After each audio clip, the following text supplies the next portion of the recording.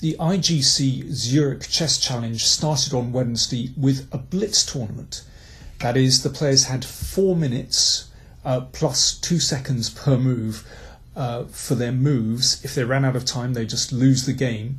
Now, this tournament wouldn't actually contribute to the final standings, but it was used to determine the pairings in the tournament and, crucially, whether the players would get an extra white. So they could be playing with 3 times with the white pieces and twice with the black pieces.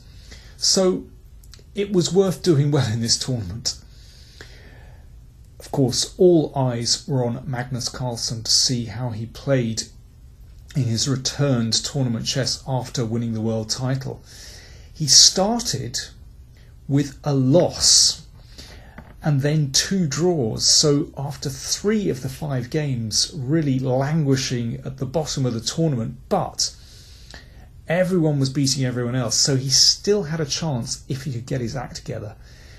Game 4 was a bit of a turning point. He played against Viswanathan Anand. He's the defeated former world champion, and after 20 moves they arrived at this position. Carlsen has the white pieces. He's on the attack. You can see his queen, knight and rook all look very well placed. Black king is rather exposed. Anand has just retreated the knight, attacking Carlsen's queen in the middle of the board, and Carlsen now found a beautiful way to finish. There are probably several winning moves here, but what he found was very strong. After this knight check, Anand resigned. If the knight takes the queen, then the rook zips down, takes the bishop, and that's checkmate. The king can't come here, of course, because of the knight. And if the king moves to the side instead, then, well, you can choose how you win, but this is checkmate in 2 moves, very simple. So Carlsen was on 2 out of 4 going into the final game. And in that final game, he faced Hikaru Nakamura. Now, I featured Hikaru Nakamura in my preview, in my video yesterday. He's a real Blitz specialist, plays incredibly well in these short time limits. And Carlsen had to beat him to stand a chance of getting 3 whites and 2 blacks in the classical tournament. But Nakamura, well, he only needed a draw probably to, so that he would finish well in the standings. Carlsen has the black pieces here. Nakamura has advanced his pawn on the king's side, and you can see because of these advanced pawns, that leaves white's king potentially vulnerable. At the moment, it's not significant. But later on, if the position opens up, then Carlsen could have a chance. Now, his knight is lurking well in the middle of the board. This is a beautifully placed piece. And in fact, all Carlsen's pieces stand well. But so far, there's nothing really tangible. Okay, but this is where the Carlsen juggernaut started rolling. First of all, he advanced his pawns in the middle of the board. Now, this is potentially strong. Those pawns control lots of squares in the middle of the board, and if he can create a pass pawn in the middle, that could be quite a powerful asset. Nakamura protected his knight and also perhaps prepared to blockade with this pawn move. So Carlsen rolled on. So these pawns looking quite strong. Now Nakamura brought his rook over to attack the pawn. Carlsen took, and they now came up with a very nice move. He played his pawn forward. Now, of course, this can't be taken because then the queen will be swiped. Nakamura saw his chance. He exchanged bishops and then took the pawn in the middle of the board. So Nakamura is now a pawn up. But he allows this knight in check, and Carlsen moved in with his queen. So Carlsen's pieces look very well placed here. That queen attacks this weak pawn, also attacks the pawn here. Now, in blitz chess, when the players are moving really, really quickly, it's very hard to determine exactly what's going on. But what is important is the flow of the game. Once one person takes the initiative and starts attacking, often it's very hard to beat off the attack. But now the players traded blow for blow. Nakamura's position looks desperate, but he found this very strong move.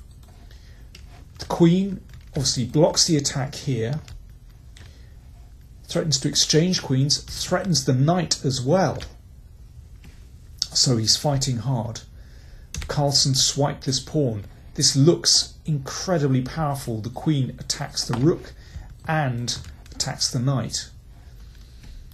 But Nakamura found a good move. Rook here not only threatens a checkmate. If the rook takes the queen, then this rook captures and it's mate, but also threatens black's knight.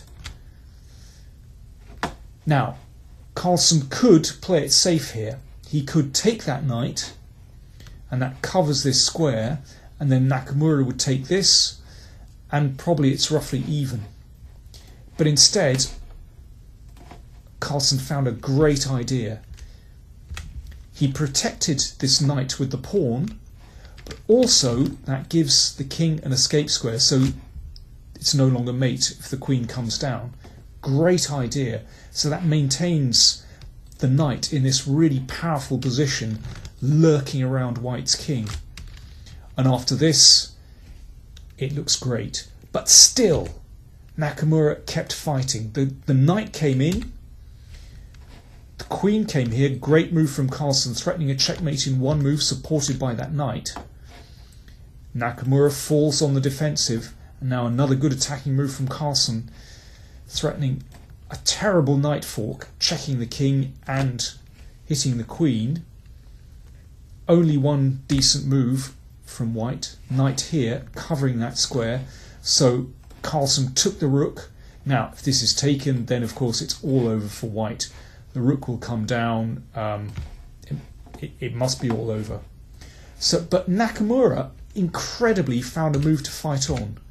Queen here suddenly threatens the rook and threatens a counterattack on black's king. Now, short of time, this is not a simple decision, but Carlsen found a great move. Knight takes pawn. This knight defends that pawn, so that gives his king protection. It does allow the rook to be taken, but after the king comes up, the king is actually safe. The queen can't bounce back because the knight covers that square. And after this, well, the attack with queen and knight are just too strong. There is no proper defence for white now that black's king is safe. Nakamura tried this move, but yeah, even this knight move is very, very tricky, because if this is taken, then the queen switches back to counterattack. But Carlsen had this one covered as well. He pinned, so that knight can't move, and maintains the knight on this strong attacking and defensive square. And now he takes this, and he takes it with check, so the king has to move, and now the knight bounces back, and the queen comes in. Notice that knight still covers that important square, so Nakamura can't check with his king.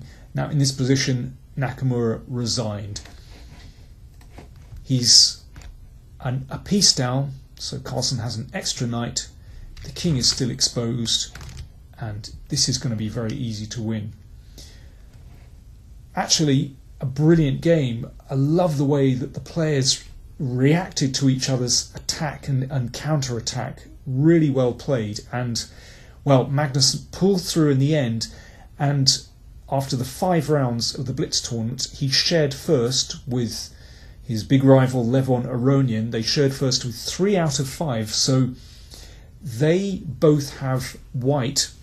So the pairings in the first round, Magnus Carlsen plays against Boris Gelfand, Levon Aronian plays Viswanathan Anand, and Nakamura has the white pieces against Caruana. It's going to be a great tournament. So the tournament proper starts tomorrow, Thursday, at 3 p.m. Swiss time. Thanks for watching.